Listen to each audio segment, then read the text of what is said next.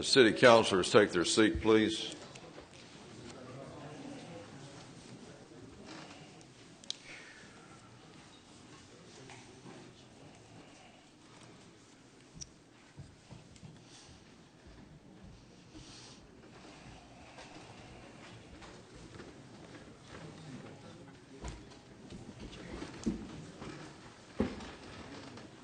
We have a rather lengthy agenda, so we're going to get right to it. We're going to open up the public hearing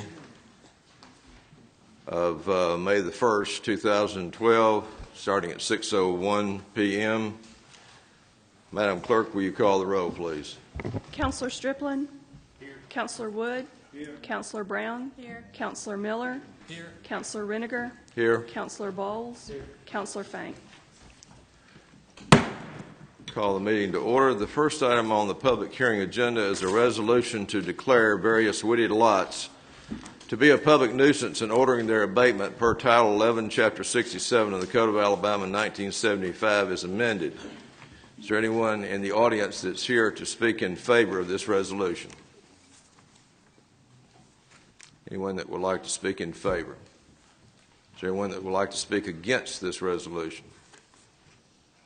Anyone against? Okay, this will be the first item on our regular agenda starting immediately after the public hearing.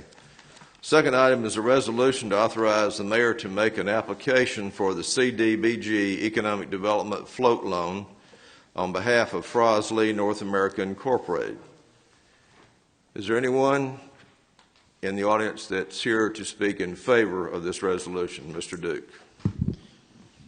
Yes, sir. I'm here to basically begin the public hearing and answer questions about the CDBG float loan program.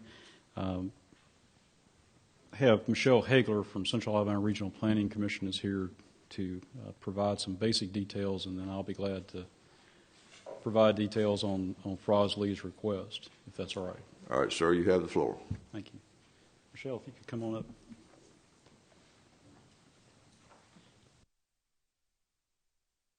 While she's coming up, I'll mention that there was a public hearing held on April the 16th discussing the basic State of Alabama Community Development Block Grant program, and this was one of the items or one of the programs that was covered at that time. So instead of covering all of CDBG programs, we're going to try to stick to just this program. Thank you.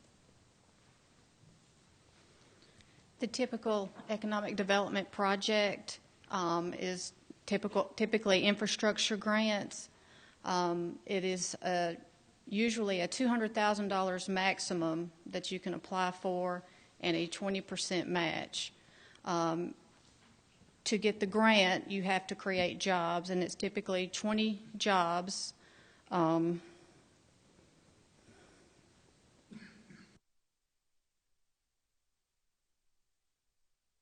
And you have to create those within about an 18-month time period. So it's not very much to it. So if you have any questions regarding the economic development part of the CDBG grants, I'll be glad to answer any questions. Let's open it up to the floor of the audience before I call on the council members. Is there anyone in the audience that would like to ask a question about the proposed resolution for the CDBG grant for Fras-Le?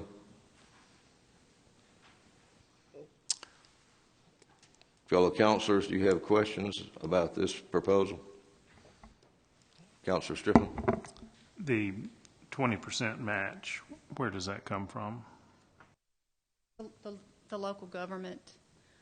This will be an economic development float loan, so it would not come from the city. It would come from the company. Thank you. Any other questions from the councilors? Councilor Miller. Just to clarify, so there's no cost to the city? That's correct. Short or long term? Correct. And does this in any way compromise any other potential applications we might make in this arena? No, sir. The economic development program, the CDBG economic development program, whether it's a grant or a loan as laid out in this program, is separate from the competitive process. A couple of weeks ago, or I believe at your last meeting, there was resolution authorizing application on behalf of the YMCA, and that's under the competitive program, and this will not compete with that and does not count against that application. So both applications can be made without problem. Any further questions? Councilor Bowles. In the future, if for some reason the loan is not repaid by the company, will that fall back onto the city of Prattville? No, sir. The repayment does not fall back on the city. The city is basically a sponsor and a pass-through for administration, but the loan is actually being covered by the state. So if the loan was not repaid, the state would be on the hook for that. The company has basically a year to pay it back. Then there's typically allowed a 1-year extension of that repayment time period. The only obligation on the city's part is the creation of the jobs.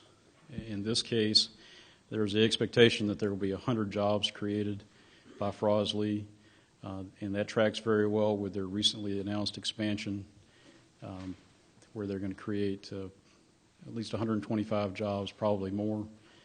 Those jobs, the city's obligated to make sure those jobs are created. And that obligation really extends if we go to apply for another loan on behalf of another company. If we didn't create enough jobs or the promised jobs under this one, we would have a deficit to start with the next one. But that's the only obligation of the city. Any other questions or comments?